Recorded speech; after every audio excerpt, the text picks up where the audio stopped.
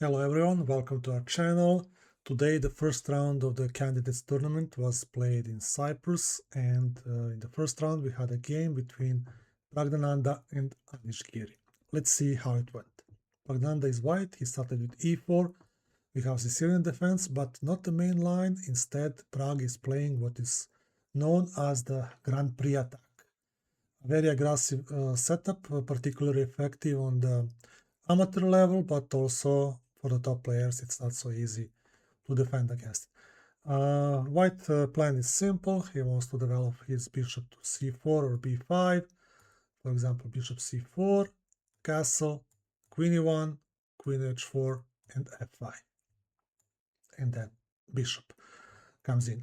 So it's pretty straightforward and very easy to remember and implement, and that's why it's a favorite of many players.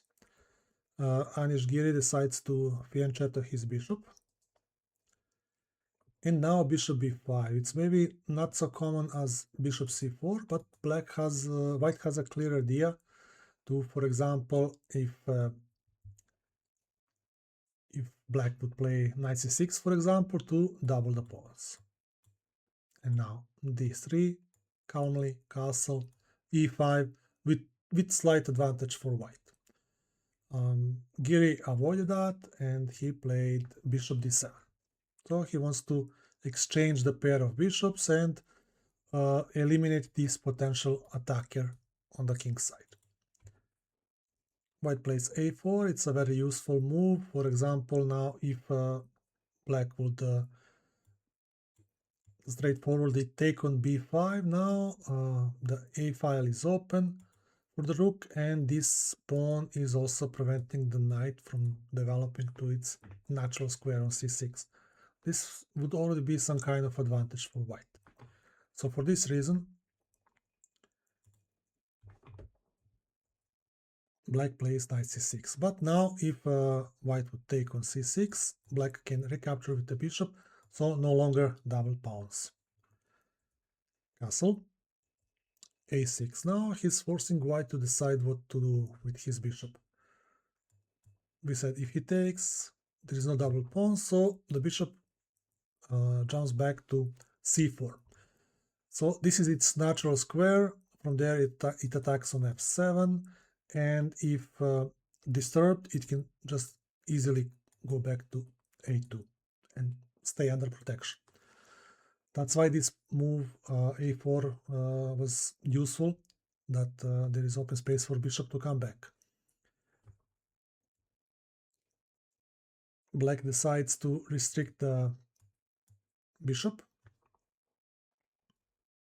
and he plays knight to g7 instead of natural knight f6.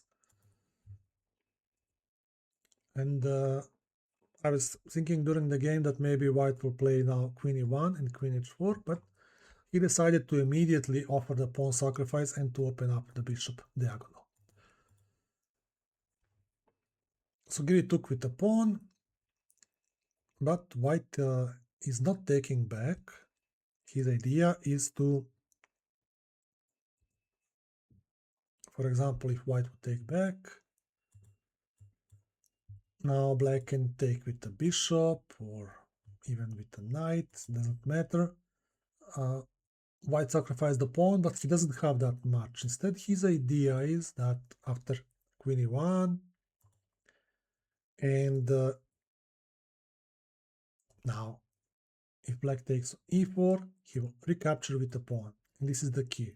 Now the f5 square is not available for the black pieces, and he remains cramped and under pressure. So this knight doesn't have any good squares. For this reason, black is avoiding capturing on e4. Instead, he's playing bishop e6. He's trying to exchange the bishop to cover this diagonal and to ease up the pressure on his position. White takes on f5, and now the point is that if you take with knight,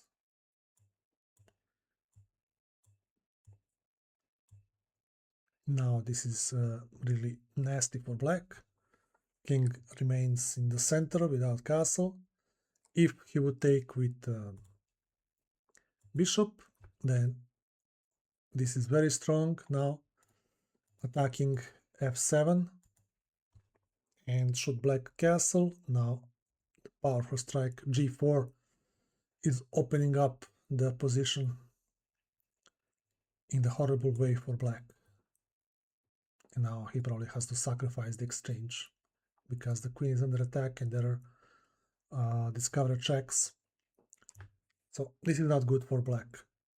Instead, he took with g-pawn and he allowed white to recapture the pawn back, hoping to win this tempo by offering the exchange and to castle on the long side.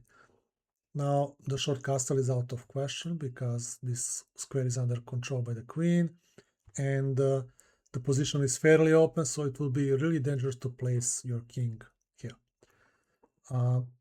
Pragg drops back to c4. He really wants to prevent this castle. That's okay. Black castles long. Now it's time to develop the dark square bishop and to connect the rooks finally. Bishop g5 is a very good way to develop the bishop because now this knight is pinned. For this reason, black is playing rook to e8. White is also playing his rook on e-file. Now this will be the main theater, the e-file.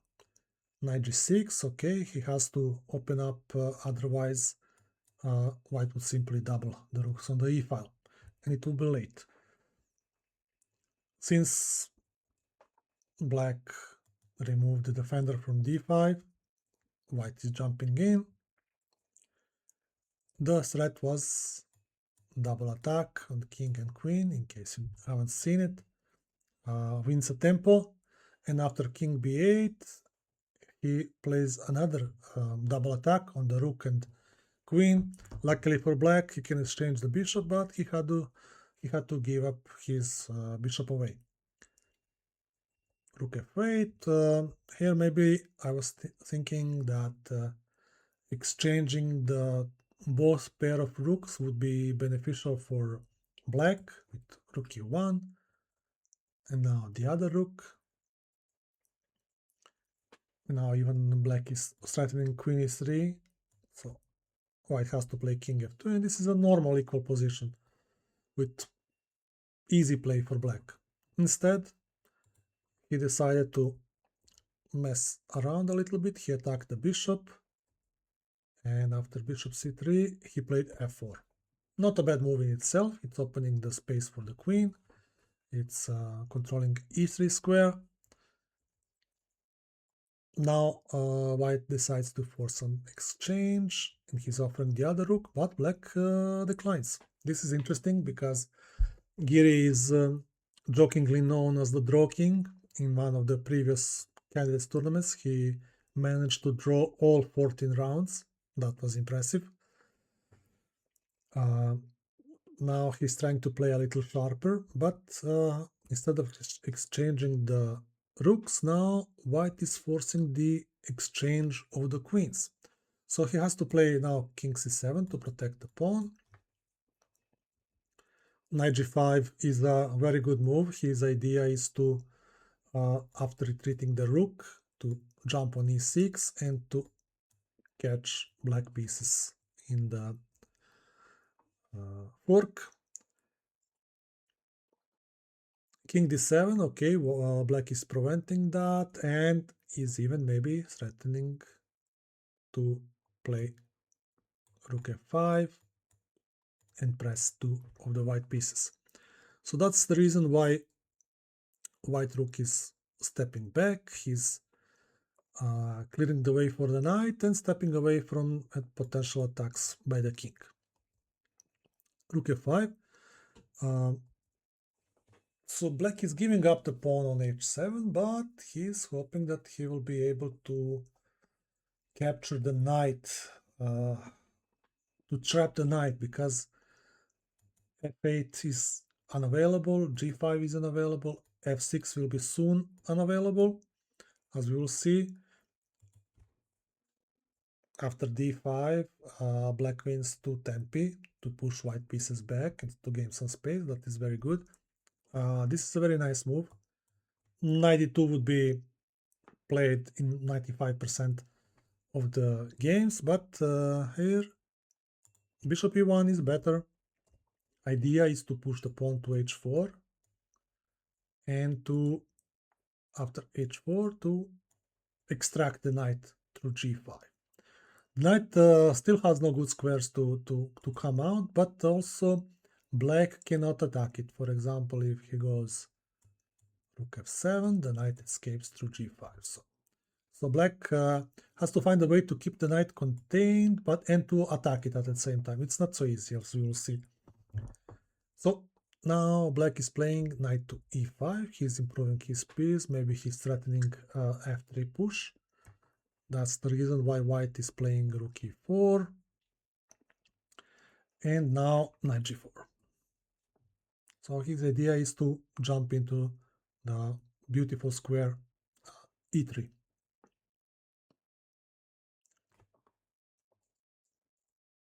h3. Otherwise, if white would just play something neutral, b3, I don't know. Maybe it's possible to play rook h5, but actually it is not, because there is h3. And now this knight that is defending f6 has to step back, or for example, if you take here, he can take here. And it's still one extra pawn for white. So it's not so easy to force the white's hand on this knight. Black has to be very cautious and very patient about it. So he played h3 first, knight e3. So now whenever rook comes to h5, there is knight f6 fork. White plays c3. This pawn was under attack, so this is a useful move. And now knight d5. So now this knight is protecting the f6 square, and we are already threatening with black to play rook h5 and now capture this knight. So the time is high for white to play h4. This was his initial plan ever since he retreated the bishop to e1. So now he wants to play knight g5. Black is reducing some tension in the center. He's playing finally rook h5, since f6 is covered nicely. So white has to play knight g5. Okay, he's also escaped on time. And now probably Giri planned from afar to play knight h4 to collect a pawn, but unfortunately there is knight e6, and now he's attacking two pawns, c5 and f4. And black cannot play rook g5 to attack g2 because knight is protecting that square. So that's the issue for black, and probably for this reason he didn't like knight h4, and he decided to play knight f6, which is unfortunately for him a big mistake. The mistake because after rook e6 both of black knights are on the rook's x-ray, and he was probably hoping to take on g5 to destroy the rook's defender, but white of course will not take the rook. He will take the knight, and the point is that this knight remains under attack,